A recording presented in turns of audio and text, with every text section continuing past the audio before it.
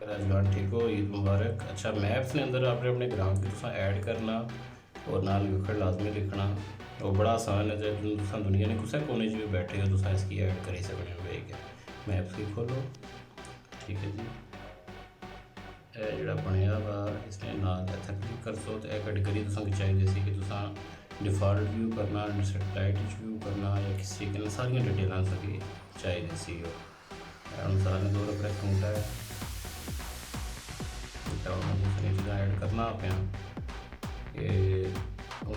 है शब्द ने बोली साहब जी जिन्हें कि बारे च आख्या कि इसना कि वखड़ा नहीं मारिया।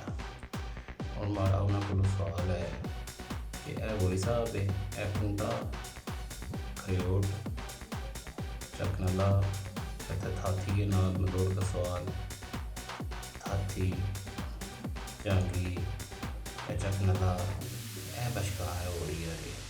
ठीक है, ये जोड़े आखने ना कि खोखरा जी मारे वो पता नहीं किस आखने, क्योंकि ग्राउंड रियलिटीज़ जी है ना तुसाने सामने है तक के बोली साहब। ठीक है जी, और इसने तुसा इर्द गिर्द तुसा तको तुसा कि सारे जड़े है ना तुसा कि गखड़ा निगरान लफ्ज़ और डोमिनेट करने पे उस टाइम। अच्छा ये चीज़ मिसाल ने तौर पर तुसा को जगह ऐड करनी है घंटा है, मैं तो जगह ऐड करना है इसकी कोई पुराना कब्रिस्तान है यार, तो मैं क्लिक करना कंट्रीब्यूट पर जिससे मैं क्लिक करसा ऐड प्लेस ऐड करसा जिथे मर्जी बैठा दुनिया जिस मर्जी कोने च। एनराइड फोन तुसा बोला तुसा लॉगिन हो अपने उसने ईमेल अब लाजमी जी गल है रजिस्टर्ड हो सी ईमेल कोई ना कोई रजिस्टर्ड हो सी। अपडेट लोकेशन करो, ओके करो। कैटेगरी केड़ी है जी, कब्रिस्तान है। हम तुसा इतों अगर चीज़ा नहीं लभियां ग्रेवयार्ड लिखो, सिमेट्री आ गई नहीं।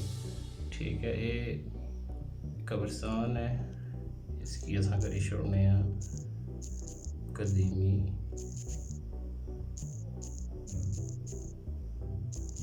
कब्रिस्तान। मैं के करसा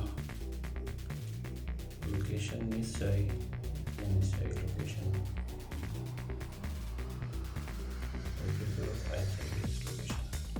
डन करो।